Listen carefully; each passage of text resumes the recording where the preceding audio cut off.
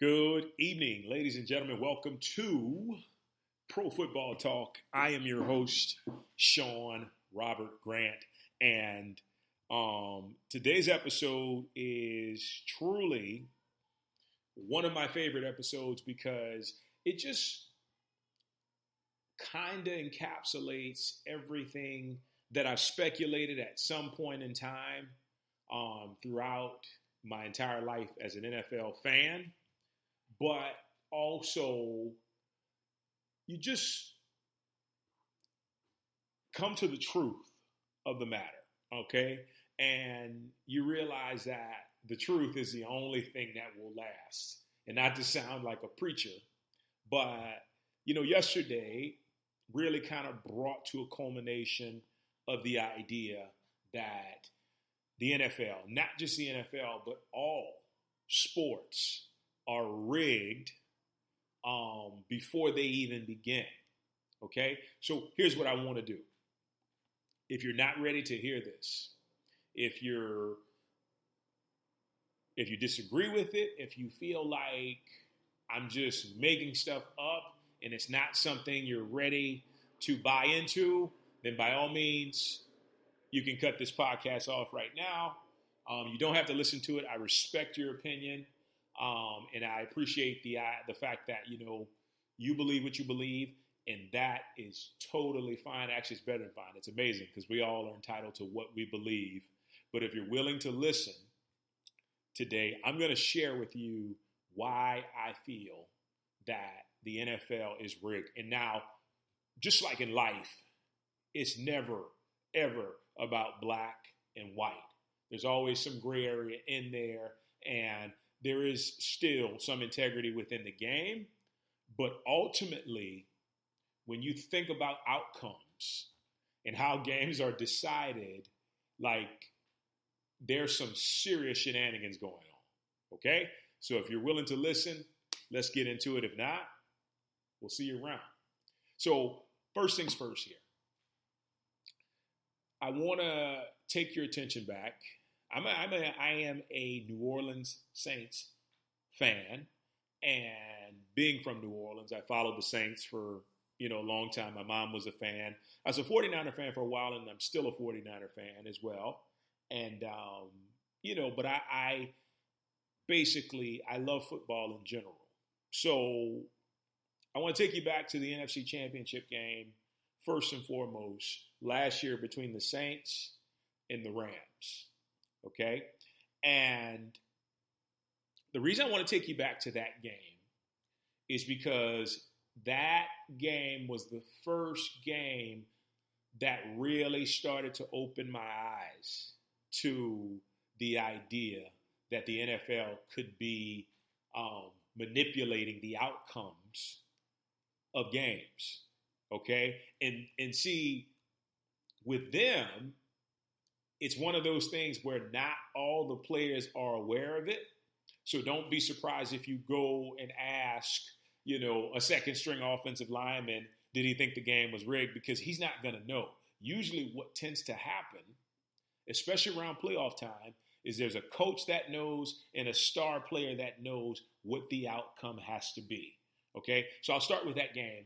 And I'll never forget, the Saints were up by, I think, a field goal or by 4 points or something like that. And they were driving down the field. And all of a sudden, Drew Brees turns to the side and throws it towards Tommy Lee Lewis, who's usually a special teamer but was on offense this time around. Tommy Lee Lewis is going to make this catch. And he's going to get the first down, and it's going to put the Saints in the Super Bowl. Well, until a Rams defender literally blows him up even before the ball reaches within a couple yards of him. I mean, absolutely pass interference, right? Like, without question, without a shadow of a doubt, it is pass interference.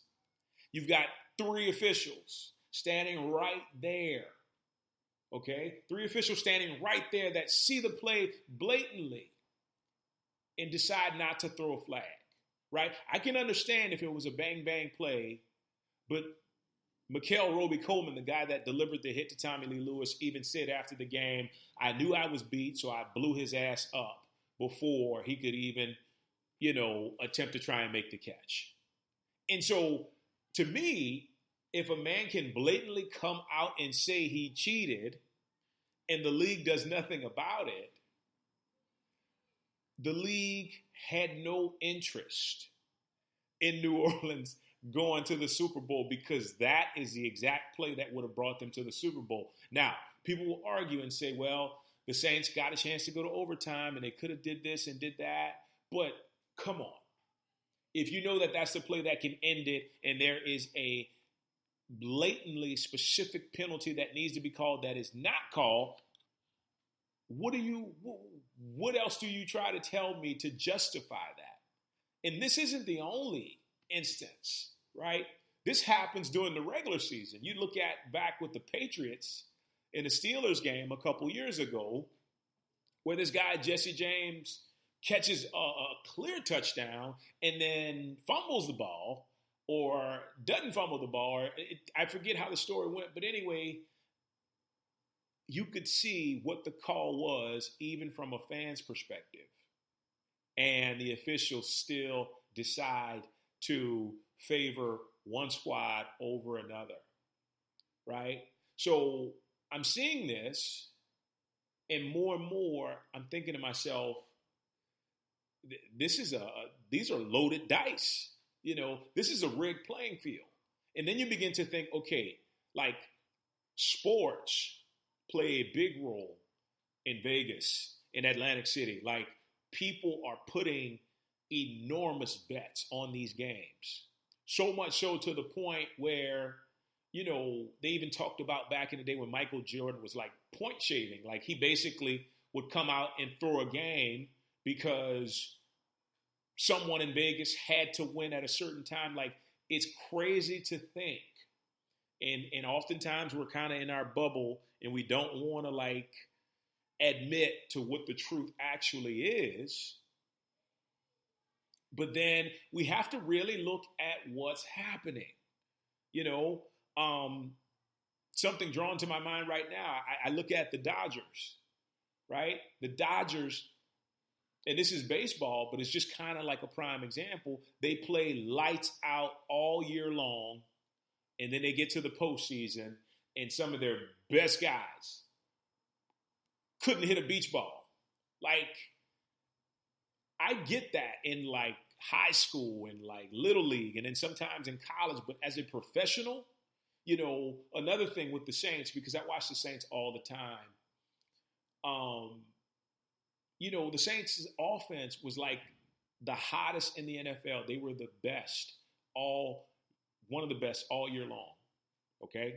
And Michael Thomas playing lights out, Drew Brees playing lights out, setting all these records, precision, perfect accuracy, not making any mistakes. Another thing that got me yesterday, Drew Brees hadn't fumbled the entire year. I know he missed 5 games, but he hadn't fumbled the entire year. He fumbles at the most inopportune time, and he fumbles when a guy barely touches his arm, right? Not only that fumble came right after Taysom Hill broke through and made like this amazing run, right? It's almost laughable when you think about it, because I'm going to like go to a couple of different games that also kind of portray the idea that like it's more about what the guys are making through gambling than it is about actually keeping the integrity of the game. And if you notice, the commentators, the guys that used to play that are in the studios, they're always throwing deception as to what, they always seem to pick the opposite outcome of what they think might actually happen, right? So this is just a little bit. But anyway, so getting back to yesterday's game between the Vikings and the Saints, Drew Brees fumbles at a time where Drew Brees never fumbles, right? The Saints offense, lights out all year long. Lights out. They get to this game against Minnesota, who has a good defense, but not the best defense, and they can't get anything going until the fourth quarter. And this has always baffled me with football. You mean to tell me it took you 3 quarters to figure out what the defense was doing, so now you can drive down the field and all of a sudden, find your rhythm and then you're doing something right now like that's always been so baffling. It just never really made sense. In another instance, the last play of the game, Kyle Rudolph literally blatantly pushes off P.J. Williams before he catches that touchdown right in front of the official. And what does the official do? Doesn't call anything. Why? Because he knows that the outcome has to go with Minnesota winning. Like there was no way New Orleans was going to win that game yesterday. The fans might have thought so, and some of the players might have thought so, but it wasn't going to happen because the NFL had already decided. One of the greatest things I've heard is that, one of the greatest quotes I've ever heard is the NFL is more like WWE, the World Wrestling Entertainment Federation, than we could ever imagine. And I made the quote yesterday, I think Vince McMahon is the real commissioner of the NFL.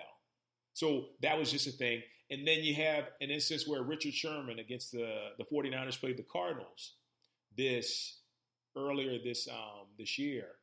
And Richard Sherman was basically getting flagged for stuff he had been doing his entire career. And you know what he said? That kind of drew like an eye open for me. That was kind of eye opening. Was he said that he felt like the NFL was getting back at him because he is an executive on the NFL Players Association, and he felt like the NFL wanted to get back to him through the officials. I'm like, what? Like, how does that even factor into this game that these men are putting their lives on the line for, right? It just doesn't make sense. So one of the things I want to talk to you about lastly is that Patriots-Falcons Super Bowl. So I don't know this guy. I should have gotten this information for you, but if you put in the NFL is rigged on YouTube, hopefully they hadn't muted this guy yet, but if he comes up, he will walk you through everything that happened during the time of that Super Bowl when the Falcons were playing lights out. I mean, they were just they were amazing, and the score is 28-3. And then you mean to tell me the Falcons all of a sudden forget how to play offense, right? Matt Ryan, who was like one of the top quarterbacks that year, forgets how to throw the ball like as good as he was throwing it in the first half? Come on, really? This guy I was telling you about, he goes to that play that Julio Jones made. And he's the one that kind of helped me to peep game when he said, not everybody is in on it. Because there are some players you can visibly see are playing their hearts out, and Julio Jones is one of them, right? So literally, Matt Ryan was attempting to throw that ball away, and Julio jumped up and extended and somehow in superhero fashion got his feet down. But then the following play, Matt Ryan takes a sack. And he takes a sack that could have been avoided. You kind of see that he backs up and he just goes down. He lets the guy tackle him as opposed to trying to get rid of the ball, right? So what that tells me is that not really a lot, but the most important players and coaches are in on the idea that the game has to be thrown because guess what? Here's the thing. The NFL is a money game, right? A couple years back, I think their revenue was $4.4 billion. Not million, but billion with a B dollars. It went up. I think it's gone up I don't know what the percentage is, but it's going up every single year because there's so much money invested in it. When you go to an NFL game, literally blasting in between every commercial break is someone selling you something like banks and products and all this stuff basically they're embedding in your subconscious because these people are paying lights out amounts of money to help them to market to like 70, 80,000 people, right? So the NFL is a money game before anything else, which means also if it's a money game, just like the NBA, just like Major League Baseball, just like all the other professional sports, that means Vegas is involved.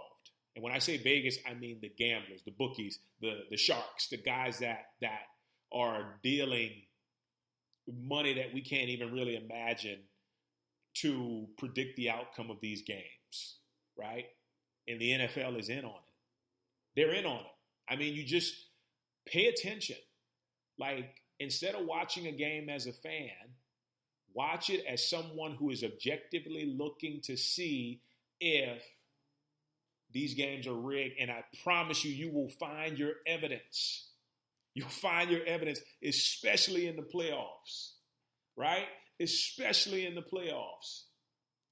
Pay attention to the playoffs as they move along and watch. You're going to find stuff that rigs these games to make them sway in one team's favor as opposed to the other. Because at the end of the day, last year, the Rams got in because the Rams have a new stadium. The NFL is placing its headquarters in Los Angeles. Nobody cared about the Rams. I lived in LA for like 8 years almost, and nobody really cared about the Rams. They did beforehand, but when they came back, everybody's like into the Lakers and the Clippers and the Dodgers. The Rams were just kind of like, eh. So what did the NFL do?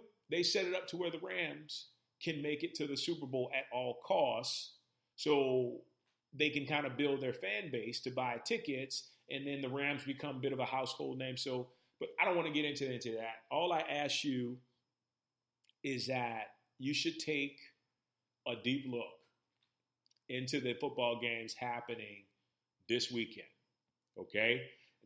Don't watch it as a fan, especially if you're a Saints fan like me, you can watch it objectively because it doesn't really matter who wins and who doesn't, right? But watch it objectively. Watch it when there's no emotion involved, when you're not wanting your team to win. Watch it from that standpoint and see all of the evidence that shows you, wait a minute, there's something to this. There's something very Hulk Hogan, Stone Cold Steve Austin, Undertaker-ish about these games. And I promise you, you won't be disappointed when you find what you're looking for. All right? So with that being said, guys, thank you so much for listening in. It's been a pleasure as always. We'll talk soon. Take care.